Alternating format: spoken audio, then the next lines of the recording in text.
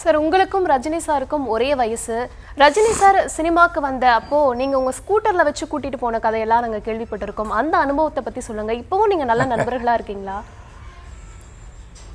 ஆமா, என்ன நடுவில் நாங்கள் ஒன்றும் சண்டை போடுறதுக்கு ஒன்றும் சந்தர்ப்பம் ஒன்றும் வரல.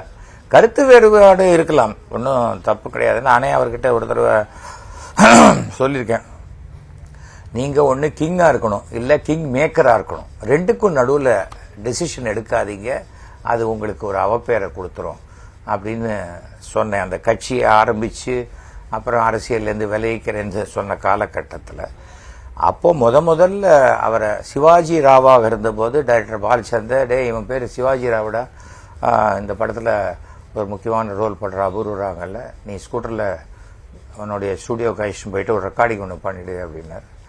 சரின்ட்டு அன்றைக்கி சாயங்காலம் 6 மணிக்கு அவரை ஸ்கூட்டரில் அழைச்சிட்டு வந்துட்டு உட்காந்து ஒரு 5 மினிட்ஸ் தான். பட் அப்போ பயங்கர ஸ்பீடு அவர் தமிழ், அது கன்னடம் மாதிரியே தமிழ் பேசுவார்.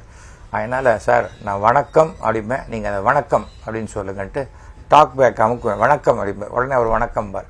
அப்படியே சொல்லி சொல்லி சொல்லி ஒரு 5 நிமிஷம் அவர் வாய்ஸை ரெக்கார்ட் பண்ணி ஒரு 100-120 கட்டு எல்லாத்தையும் ஜாயின் பண்ணி அந்த டேப்பை போட்டுட்டு அப்புறம் முடிச்சுட்டு அப்புறம் அடையாறில் ஹோட்டல் ரன்ஸ்ன்னு ஒரு ஹோட்டல் இருக்குது, அங்கே போயிட்டு டிஃபனை சாப்பிட்டுட்டு வீட்டில் கொண்டு விட்டேன். அவ்வளோதான் அது. அப்புறம் இன்னைக்கு அவர் என்ன சொல்கிறது,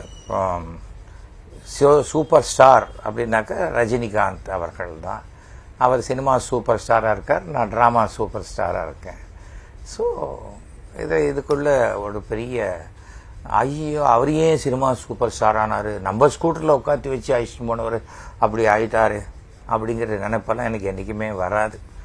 காரணம், எங்கள் அப்பா சின்ன வயசுலயே எங்களுக்கு சொல்லி கொடுத்துருக்காரு. நாங்கள் 4 பேர் சாப்பிடும்போது இன்னொரு தட்டை காமிச்சு எனக்கு அது வேணும் அப்படின்னா கையில் ஸ்கேலால் அடிப்பார். என்ன அது வேணும், உனக்கு என்ன வேணும்னு கேளு அப்படிம்பார். ஸோ அந்த பழக்கம். அன்றைக்கி கூட ஒரு மீட்டிங்கில் கேட்டாங்க, உங்கள் க்ளோஸ் ஃப்ரெண்டு 14 நாள் தான் வித்தியாசம் உங்களுக்கும் அவருக்கும், அவர் சினிமா சூப்பர் ஸ்டார், நீங்கள் வெறும் ட்ராமா சூப்பர் ஸ்டார் தானே, அது உங்களுக்கு மனசு கஷ்டமா இல்லையா அப்படின்னு ஒருத்தர் கேட்டார். இதில் என்னத்துக்கு சார் கஷ்டப்படணும், நான் இந்த 50 வருஷத்தில் 7000 ட்ராமா பண்ணியிருக்கேன். இப்போ நாளையிலேருந்து முயற்சி பண்ணால் ரஜினி 7000 ட்ராமா போட முடியுமா? முடியாது.